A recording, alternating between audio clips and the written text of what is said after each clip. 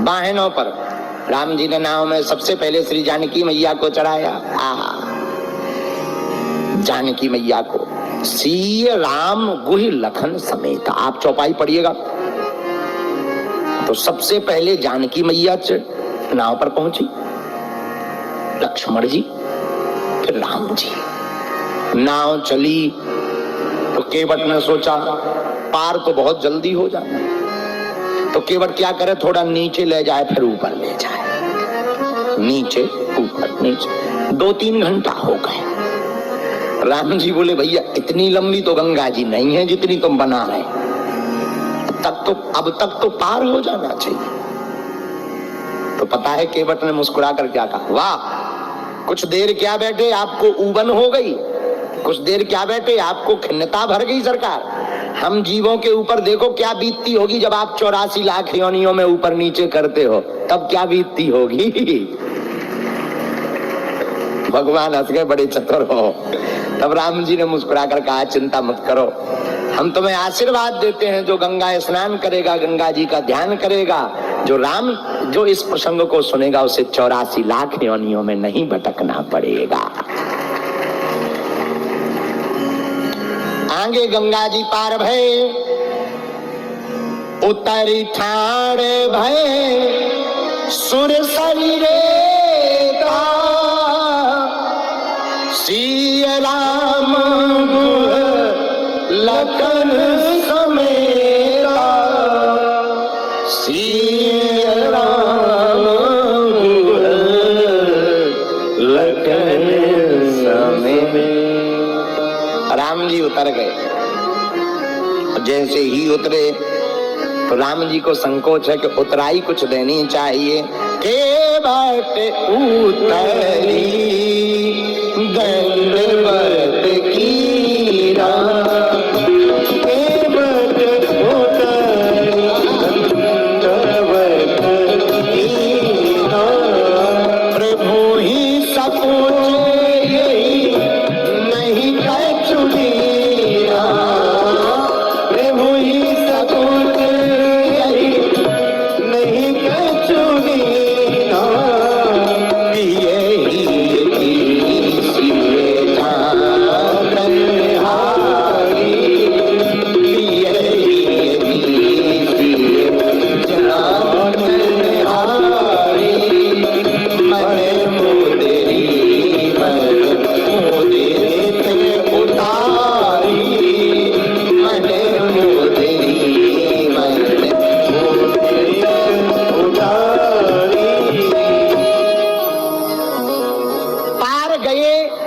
ने साष्टांग दंडवत प्रणाम किया। आपकी जय हो सरकार, आपकी जय हो, आपकी जय हो, आपकी जय हो। आहा,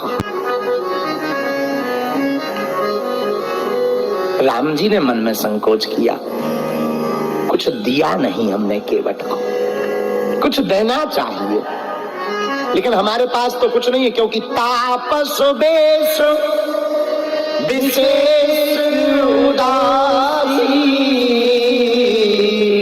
14 बरस राम वनवासी। राम जी तो सोच रहे कि हमारे पास तो कुछ नहीं, हम तो तपस्वियों का वेश धारण करें, लेकिन पत्नी वही है जो पति के मन की जान जाए। जानकी जी पति के मन की, श्री राघव जी के मन की जान गई। पियहि की सिय जानन हारी, मन मुदरी मन मुदित उतारी। अपने हाथों से मुदरी उतारी, मन में प्रार्थना करते हुए राम जी से कहा, सरकार आपके इस हाथ में कुछ नहीं है तो कोई बात नहीं, आपके इस हाथ में तो है। हमारे पिता ने हमारा हाथ आपके हाथ में सौंप रखा है। आहा, केवट की तरफ राम जी देख करके मुद्री लेकर के जानकी जी से, लो भाई केवट पकड़ो। केवट बोला सरकार ये क्या है, उतराई। केवट हंस पड़ा, बोले सरकार एक जैसा बिजनेस करने वाला कोई एक दूसरे को रुपया नहीं देता है। हाँ, एक जैसा कोई काम करने वाला व्यक्ति अगर जाए, नाऊ से न नाई ले तो बाल की कटाई को, अगर एक नाई दूसरे नाई की दुकान पे जाए और बाल कटवाए तो रुपया नहीं लेता। धोबी से ना धोबी लेत वस्त्र की धुलाई को। एक दूसरे की बिजनेस, एक जैसा बिजनेस हो तो रुपया नहीं लिया जाता सरकार। लक्ष्मण जी बोले एक बात बताओ, ये तुम्हारा और प्रभु का एक जैसा बिजनेस कौन सा है? एक जैसा बिजनेस कौन सा है? अरे बोले दोनों का एक जैसा काम है। राम जी बोले कौन सा बताओ भैया? बोले अंतर इतना है, आप भव सागर पार करवाते हो, हम गंगा पार करवाते हैं। काम तो दोनों लोगों का एक जैसा है, जो आप करते वो हम करते हैं। लक्ष्मण जी बोले ले एक और नई कहानी सुन लो, ये और विचित्र है। हाँ। लक्ष्मण जी बोले धन्य है। राम जी बोले नहीं नहीं फिर भी कुछ ले लो। केवट बोला जरूरी नहीं है, अब एक जैसा बिजनेस करते हैं, क्या लेना है? अगर अपने को ऋणी समझते हो, अगर फिर भी आप मानते हो। राम जी बोले नहीं हम तो सबका कर्ज चुकाते हैं, किसी का कर्जा नहीं रखते। तो केवट बोला अगर अपने को ऋणी समझते हो, अगर आप मानते हो कि हम बिल्कुल ऋणी हैं, तो आप बिल्कुल चिंता मत करो, हम आपसे एक निवेदन करते हैं। बोले करो। बोले सरकार अगर आप मानते हो कि आप हमारे ऋणिया हो, एक काम करना, आप आए गंगा जी तो हमने पार किया, एक दिन हम आपके पास आएंगे तो आप हमें भव से पार करा देना, हिसाब चुक जाएगा बराबर।